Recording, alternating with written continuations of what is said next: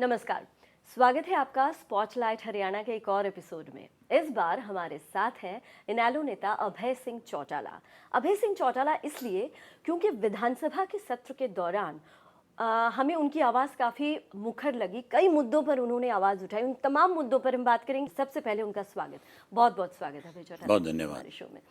शुरुआत मैं रैली से ही करना चाहूँगी जी। जो हिसार के अनाज मंडी में जो रैली हांसी में इनफैक्ट आपकी रैली होने जा रही है, उसमें आपने एक चीज़ कही है कि ओपी चौटाला जी 2 बड़ी घोषणाएं करेंगे और तमाम आप उन जो आपके विरोधी हैं उनको आप जवाब देंगे इस रैली के जरिए। क्या कहना चाहेंगे इस पर? हमने फैसला लिया है कि चौटाला साहब 2 मार्च को जी।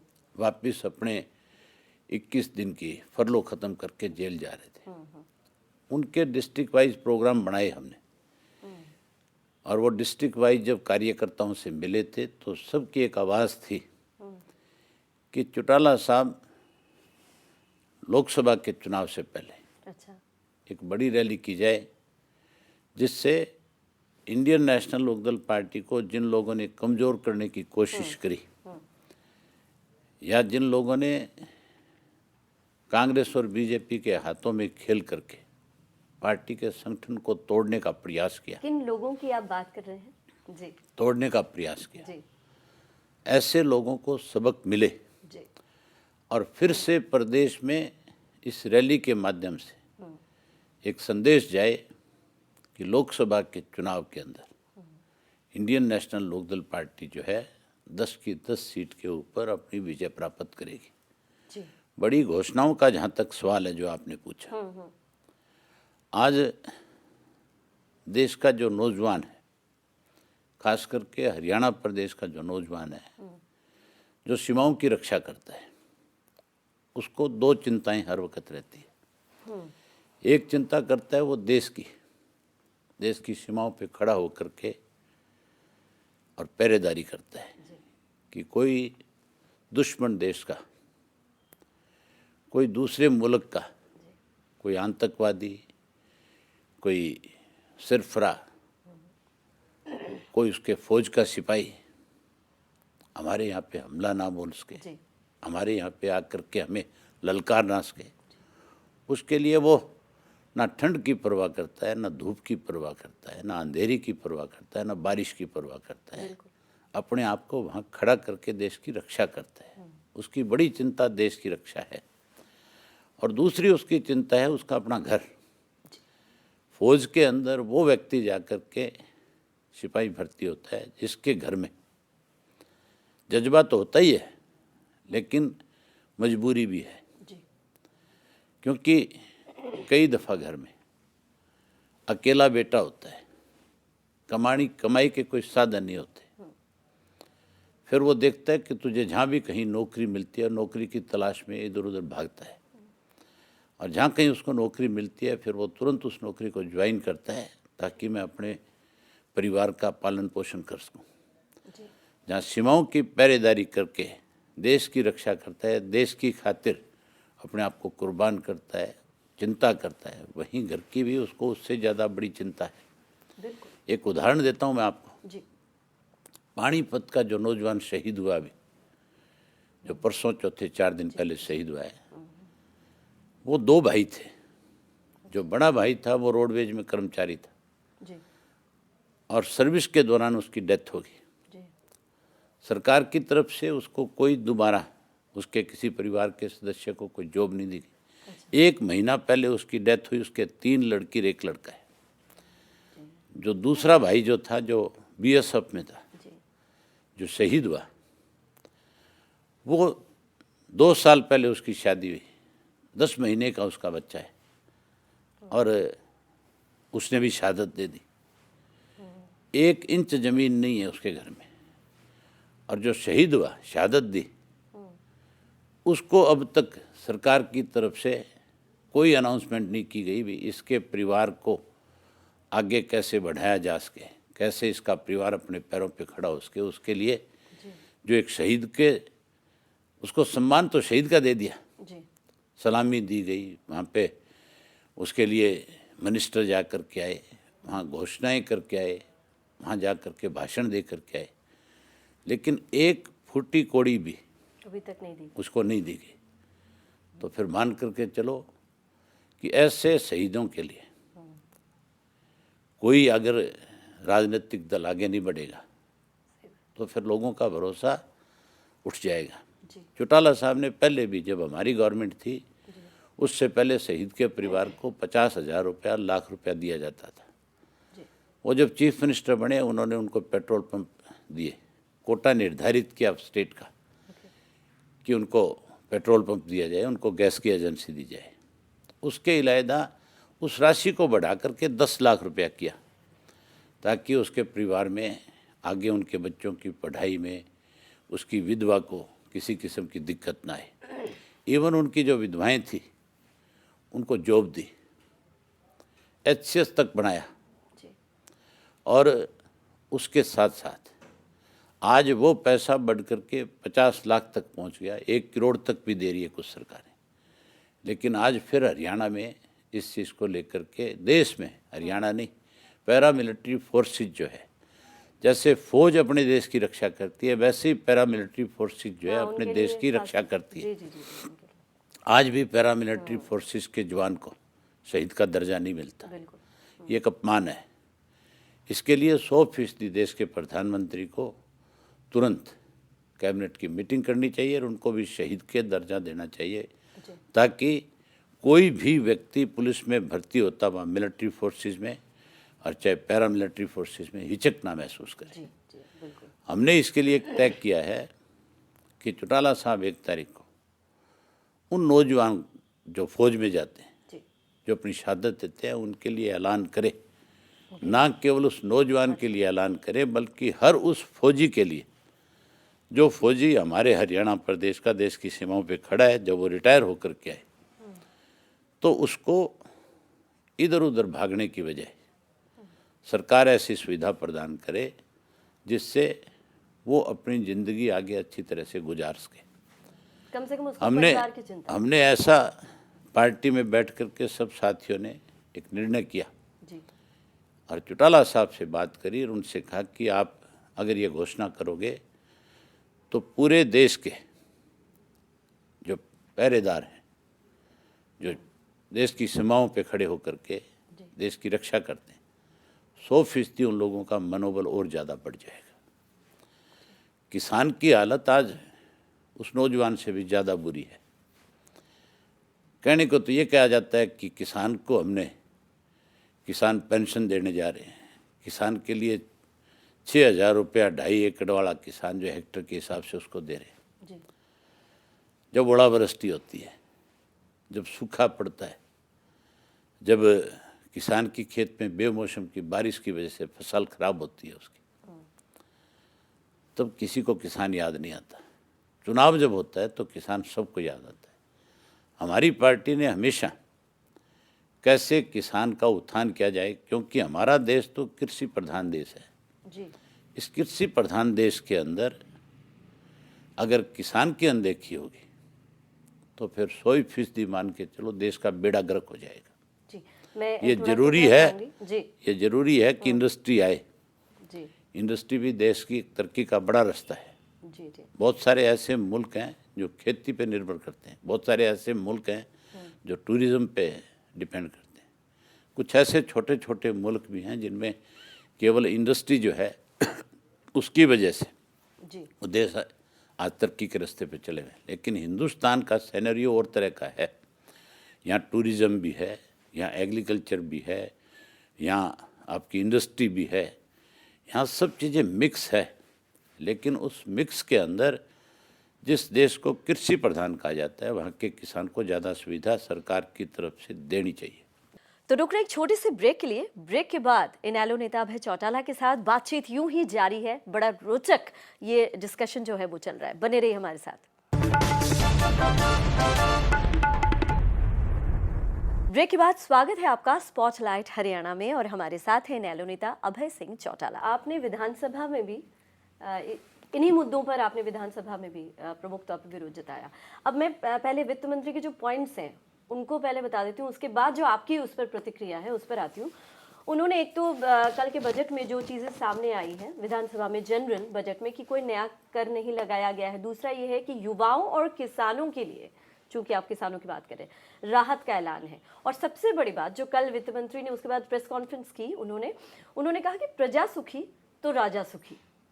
आपके जो इसमें वो है, जो आपने प्रेस कॉन्फ्रेंस की उसके बाद आपने कहा कि कर्ज मुक्त करने के बजाय कर्ज में डुबो रही है सरकार। आपने एक बात ये बोली है। दूसरा ये भी कि यहाँ तक कि एक बच्चा जब जन्म लेता है तो जन्म लेते ही वो 1 लाख रुपए का कर्जदार हो जाता है।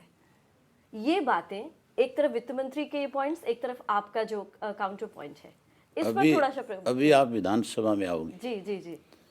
मैं भी वहीं जा रहा हूँ जी। और मुझे मान के चलो बजट सत्र पे जी आज जो उन्होंने लेखा जोखा रखा है जी उस पे सबसे पहले जा कर के स्टार्ट करना है। जी। जो बातें कल गोलमाल तरीके से घुमा करके जी 1,38,000 करोड़ का बजट पेश किया गया, वहाँ उसके साथ साथ आपने एक चीज़ नोट नहीं करी। जी। इस बीजेपी की सरकार बनने के बाद, जब हमारी गवर्नमेंट थी तब इस हरियाणा प्रदेश में 2005 तक केवल 33,000 करोड़ रुपए का कर्जा था। कांग्रेस के राज में वो बढ़ करके 70,000 करोड़ के करीब चला गया। बिल्कुल। और इनकी सरकार बनने के बाद वो कर्जा 1,80,000 करोड़ पे आ गया। 1,09,000 करोड़ रुपया इन्होंने कर्जा लिया है। इतना कर्जा लेकर के भी सरकार की तरफ से कहीं ये नहीं बताया गया कल कि हमने कौन से नए प्रोजेक्ट लगाए, हमने कितनी नई यूनिवर्सिटीज बनाई, कितने नए मेडिकल कॉलेज खोले। संख्या नहीं बताई गई। नहीं बताई गई। ये बता दिया कि हमने इतने महिलाओं के कॉलेज बना दिए। हाँ, महिलाओं के कॉलेज जो बनाए हैं आज वो भी कंप्लीट नहीं है, उनमें टीचर नहीं है। घोषणाएं करना कहना बड़ा आसान है, उनको अमली जामा पहनाना बड़ा मुश्किल काम है। जी। जो इन्होंने किसान के लिए कहा जी। कि ये कर्ज, ये बजट जो है किसान का है, आपको हैरानी होगी। मैं हाउस के अंदर आंकड़ों के साथ बताऊंगा, आपको भी बता देता हूँ। 2016 और 17 का जो इनका बजट था, उसमें बजट की कुल राशि में से 13.11% पैसा एग्रीकल्चर के लिए, इरिगेशन के लिए रखा गया। अच्छा। उसके बाद का जो बजट आया दूसरा 17 और 18 का, उसके अंदर 12.44% के करीब टोटल जो बजट की राशि थी उसमें से एग्रीकल्चर के लिए रखा गया। 16-17 से 17-18 में कम कर दिया और 18-19 का बजट जो कल प्रस्तुत हुआ है उसमें फिर उस 12.44% को कम करके 11.77 या 73% पे ला दिया। तो किसान का जो कुल राशि जो थी बजट की उसमें तो कम कर दिया। और कहते ये हैं कि इस बजट में हमने किसान के लिए बहुत सारी सुविधाएं प्रदान की है। अगर बजट कम कर दोगे तो सुविधा ज़्यादा कैसे दोगे, क्या तरीका है? जी। ये कोई, मैं अपनी तरफ से कोई इस तरह के आंकड़े नहीं पेश कर रहा, ये उनकी जो बजट की बुक्स है जी, उसके अंदर लिखा हुआ है क्लियर कट। बुक है भी। तो आज मैं पूछूंगा उनसे जाकर के कि आपने किस बिना पे, किस आधार पे ये कह दिया कि हम किसान की भलाई के लिए आगे बढ़ रहे हैं। आगे बढ़ना था आपको तो 12.74 या 77 जो भी है उसमें जो आंकड़ा दिया गया, आप उसको 15 पे लेकर के जाते, फिर तो हम मान सकते थे कि आपको किसान की चिंता है। जब अभिमन्यु जी ने प्रेस कॉन्फ्रेंस की तो उन्होंने ये भी कहा कि जब हमने पूछा उनसे कि योजनाएं क्या हैं, आप बता रहे हैं ये किया वो किया, आप बताइए कितना, कहाँ पर, कैसे देंगे। तो उन्होंने ये कहा कि पहले की सरकारों में ये था इम्प्लीमेंट कर देते थे, उसके बाद का क्या है पता नहीं होता था। हम अब करेंगे कि पहले हम योजनाएं बनाएंगे, उसके बाद उसको इम्प्लीमेंट करेंगे, इसलिए अभी फिलहाल हम नहीं बता रहे। आप ये देखो जी, उन्होंने कहा कि हमने 1500 करोड़ रुपया अलग से रखा जी। पहली दफा है कि योजना है ही नहीं, जी बिना योजना के पैसा रख दिया। हाँ, वही वो कह रहे थे इनफैक्ट। इन्होंने कहा है कि हम SYL के लिए 100 करोड़ रुपया रखा है। जी SYL के ऊपर सरकार आगे बढ़ ही नहीं रही, सुप्रीम कोर्ट के फैसले को लागू नहीं करवा रहे, जी प्रधानमंत्री से समय लेकर के नहर बनवाने के लिए दबाव नहीं बना रहे। हम्म, यहाँ हाउस में जब हम उनसे पूछते हैं तो कोई जवाब नहीं होता, हंसने लग जाते हैं। जी मतलब सरकार किसान के प्रति, किसान के लिए सबसे अहम दो चीज़ है, बिजली और पानी। अगर बिजली है तो उसके खेत का ट्यूबवेल चलेगा, जी अगर नहर का पानी है तो 100% उसकी खेती में ज़्यादा उपज पैदा होगी, जी सस्ती खेती हो जाएगी। क्योंकि बिजली से चलने मिलने वाला पानी तो महंगा होगा, राइट ट्यूबवेल से चलने वाला पानी महंगा होगा, नहर का पानी सस्ता मिलेगा। जी जी और नहर का पानी हमारे हिस्से का है, हम किसी से कोई ये थोड़ा ही है भी हमारे पास पानी नहीं है, हमारे हिस्से में पानी नहीं बचा, हम किसी से जा कर के उधार मांग रहे हैं या किसी से ज़बरदस्ती ले रहे हैं। हमारे हिस्से का पानी सुप्रीम कोर्ट ने हमें दिया है। उस नहर को बनाने की बजाय सरकार जो है कैसे उसको टाला जाए, जी ये एक मजाक है कि 100 करोड़ रुपए हमने SYL के लिए रख दिया। कल अगर उस नहर का निर्माण शुरू हो दोबारा से, कल अगर उसको बनना शुरू हो जाए तो उसमें कम से कम भी 1000 करोड़ रुपया खर्च हो, तब जा कर के वो सारी रिपेयर होकर के आएगी। जी क्योंकि कितने साल पहले बनी हुई नहर तो खराब होगी, ख़त्म होगी। ये 100 करोड़ रखना इनकी एक मजबूरी है, कहना मजबूरी है कि हम कहीं SYL के लिए भी, जी मतलब हमारी सरकार जो है SYL के लिए भी चिंता कर रही है। चिंता थोड़ा ही कर रही है, चिंता तो करती तो फिर अब तक नहर बन जानी चाहिए थी। जी ये तो केवल किसान के नाम के ऊपर बरगलाने की कोशिश में है। जी अब हम नैना चौटाला के साथ जो सदन में हुआ, एक्चुअली उस दिन जो हुआ कि ये बात उठी कि चूंकि अलग अलग हो गए हैं तो अब किस उनको कहाँ पर रखा जाए। तो जैसे स्पीकर ने कहा कि जब तक हमें रिटन में कुछ नहीं मिलता तब तक इस पर हम कुछ कर नहीं सकते। एक चीज जो हमने जी मैं 1 मिनट में एक जी लाइन में ये चीज़ ख़त्म कर हाँ, देता हूँ, हाँ, क्योंकि मैं इन इश्यूज़ के ऊपर, जी ये कोई राजनीतिक इशू नहीं है। बिल्कुल बिल्कुल, लेकिन और हुआ था उस दिन। हाँ नहीं, इसीलिए तो हाँ अगर वो लोग हाँ अपने आप को ये कहते हैं कि हम इंडियन नेशनल लोकदल पार्टी के पार्ट नहीं है, तो वो स्पीकर को लिख करके दे ले जा करके एग्जैक्टली हाँ कि हमारी सीट जो है अलग कर दी जाए। कितनी हैरानी की बात है। उस दिन वो नरम हमारे भी पड़ गई। नहीं, जी इंडियन नेशनल लोकदल पार्टी के नाम की तनख्वाह लेते हैं ये लोग, भत्ते लेते हैं, जी और बाहर जाकर के कहते हैं कि हमारा संबंध पार्टी से नहीं है।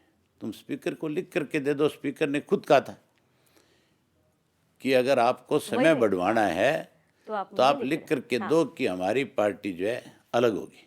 बिल्कुल। तो फिर क्यों बैठ गई अपनी सीट पे? और वो नरम भी पड़ गई थी कि हमारा पारिवारिक मसला है, ये भी नहीं, उन्होंने लिख कहा। करके देना। पारिवारिक मामला अलग चीज़ है, जी ये जी तो राजनीतिक इशू है। एग्जैक्टली आपने कहा है कि हमारी राजनीतिक पार्टी अलग बन गई, हम अलग पार्टी के मेंबर हो गए, जी तो फिर विधानसभा में लिख के देने में कोई शर्म आती है क्या? जी इसलिए नहीं लिख करके देते ये लोग कि इंडियन नेशनल लोकदल पार्टी के सिंबल पे जीत करके आए हुए हैं। अगर लिख करके दे दें तो आज जो तनख्वाह के रूप में पैसा मिलता है, भत्ते के रूप में पैसा मिलता है, आज जो पीछे MLA लिखा जाता है वहाँ तो X हो जाएगा जी और भत्ते उसी वक्त बंद हो जाएंगे, तनख्वाह खत्म हो जाएगी। ये कितने, मतलब लोगों को कहते कुछ हैं, करते कुछ हैं, किस तरह के दोगले लोग हैं। अगर हिम्मत है तो इस्तीफा देना चाहिए। जी बारी बारी कहते हैं कि अभय सिंह का विपक्ष के नेता का पद ना चला जाए इसलिए वो हमें निकालता नहीं। जी बिल्कुल, उसी क्वेश्चन सुन पे तो लेना, बल्कि कहते हैं निकालता जी नहीं। मैं कहता हूँ तुम इस्तीफा दे दो, मैं अपने आप ही निकल जाऊंगा। हिम्मत तो जुटाओ। ये इसलिए हिम्मत नहीं जुटा पाते कि हमने पहले दिन ये बात खुल के कही थी कि ये लोग कांग्रेस के हाथों में खेल रहे हैं, ये उनकी कठपुतली बने हुए हैं।